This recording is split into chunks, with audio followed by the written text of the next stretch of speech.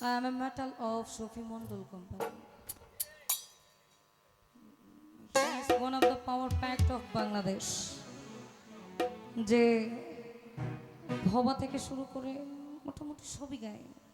Even আমি কিন্তু pronounce করেছি সালাম সরকারকে ওয়ান অফ দ্য মোস্ট এবং গ্রেটেস্ট লেখক হিসেবে, লিরিসিস্ট হিসেবে, যার গান ব্যতীত বাংলাদেশের কোনো শিল্পীর জায়গা করা সম্ভব না। সম্মানটা কিন্তু আমি তাকে ওখানে দিয়েছি, ডেপটপ ওপরে ইয়াতে। আমারে বললো আমার নাকি অর্ধ গ্লাসে নেশা হয় না। আমি একটু জোর করে বলবার চাই, আমার মতো নেশা করবার গেলে আপনার আরো 7 বার জন্ম নিতে হবে, কারণ আমি সফি মণ্ডলকে গিলি। বলে না যে গুরু গুণে শিষ্য, আমি এটাতে একদম বিশ্বাস নাই। আমি ভক্ত গুণে গুরু বুঝি।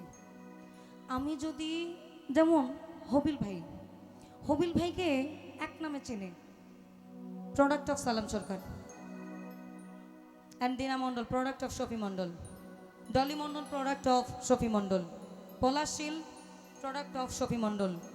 We are the power impact of Shafi Mondal. আমাদেরকে নেগলেক্টেড করা যাবে না। আমরা কিন্তু ইউজলেস নই, আমরা নিয়া নামছি। I am the student of সরকারি সঙ্গীত college, government music college, honours 3rd ইয়ারে। তো গান নিয়ে পড়াশোনা করার পর সিরুম তো আর নাই, হয় সিরমু নালে ফার্মু নালে উঠাই থুয়ে পড়ে যাবো। থাকার জন্য আসছি। আস্তে আস্তে খাওয়া ভালো, লিমিটে যাওয়া ভালো। দরকার নাই আমার তো নাম যশের, আমি স্টার হইবার চাই না, আমি স্টার দামেরও আমার দরকার নাই। এই যে এতগুলো মানুষ বসা আসছেন কেন? সালাম সরকার, কেউ দিনা মণ্ডল, আমি ভালো গান গাই না, আমার নামে অনেক বিতর্কিত। প্রথম মন্তব্য গাঞ্জাখোর, আমি খাই না। দ্বিতীয় মন্তব্য মাদকের রানী, আমি ধরেও দেখি নাই। তৃতীয় মন্তব্য হচ্ছে গাঁজা বেশি খায়। লালন করলে কি গাঁজা খাওয়ান লাগবে, গান গেলে কি নেশা করুন লাগবে? এটা কেমন কথা? কে আমার কি নিয়ম নীতি নাই? I have no resolutions. আমার আছে, আই হ্যাভ অলসো। আমারও নিয়ম নীতি আছে, আছে না? আপনারা জ্ঞানী মানুষ, গুণী মানুষ, আপনাদের সামনে এখানে সারা রাত আমরা বসা। আমি আইসা ঢুকছি এখানে না দাদা 7টা 7:30টার দিকে, এখনো পর্যন্ত আপনাদের সামনে পানি ব্যতীত কিচ্ছু খাই না। তাহলে এই যে মন্তব্যগুলো আপনারা করেন, আপনারা আপনাদের বংশের পরিচয় দেন। আমরা দেই না, আমরা আপনাদেরকে খোঁচাইতে চাই না, আমরা বরঞ্চ ইগনোর করি যে না আমরা এগুলো এড়াই যাব। কতদিন এড়াবো? ওই যে বলে না দুর্বলতার সুযোগ নিয়ে না, নরমের ভক্তের নরমের জ আমার শক্তের ভক্ত, ও শক্ত আমি অতি পারবো, আমার মুখ খুব খারাপ হয়। ভালো হবা আন্নারে তোমার আমি ভালো কইরা ছাড়বো। আমি কোনো এক জায়গায় গিয়ে লালন গাইছিলাম, আমি জিদ এখন লালন গাই না, কারণ অপরিচিত লালন অনেকে শুনতে চায় না। হাতে গোনা কি দেখো দেখো মনোরাই, যদি তৈরিতে বসনা থাকে পাপির ভাগ্যে এমন দিন কি আর হবে। তারপরে গুরু কার্য মাথায় লয়ে বাংলার জমি নাকি এই 4-5টা গান ওই লালন লেখা গেছে। আর লিখছে না, মিল আরো লিখছে, আর যে দশে আমার সদাই রয়ু চট, আমি বললে সারে না, এখন গুরু বিনয় আর না দেখি কিনা, ওই তারে আমি বুঝলাম না। এই আমার মন ব্যথার ব্যথিত মেলে না।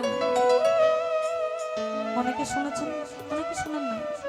অহন গাইলে কইবে এটা কি গায়, এর লেগে সিরাসারি তো তোমরা তো ঢোল পিটাও, আমি এখন ওই পিটাই। ঠিক আছে পিটাই। এখন টিভিসি প্রোগ্রামগুলোতে গেলে নতুন নতুন গাওয়ার চেষ্টা করি, শুনলে শুনবা না শুনলে নাই, তোমাদের মন্তব্য তোমরা করবা। এগুলো অবশ্যই ইউটিউবে যাওয়া দরকার। ইলিয়াস ভাই কম্পালসারি এটা দিতে হবে, কারণ আপনারা যে মন্তব্যগুলো করেন অ্যাজ এ কমেন্ট সেকশনে দর্শক হিসেবে, আমরা আপনাদেরকে গুনিও না। We are not counting. আমরা আপনাদেরকে গুনি না, আপনারা শুনলেও শুনবেন না শুনলে নাই, আমাদের কর্ম আমরা করেই যাব। লালনা আছে, ছিল এবং থাকবে, এটা প্রচার করে আমাদের মূল ধর্ম। আমি ভালো মানুষ হইবারও আসি নাই, আমি আপনার সংশোধন করবারও আসি নাই, আমি আমার রাস্তায় হাঁটবার আসছি। বাকিটা আপনার বুঝ, আপনার খুশি। ধন্যবাদ।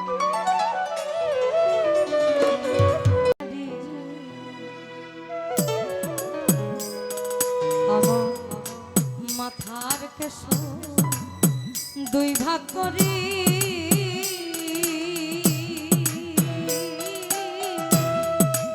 রাখিতাম বান্ধিয়া রে ভ্রমর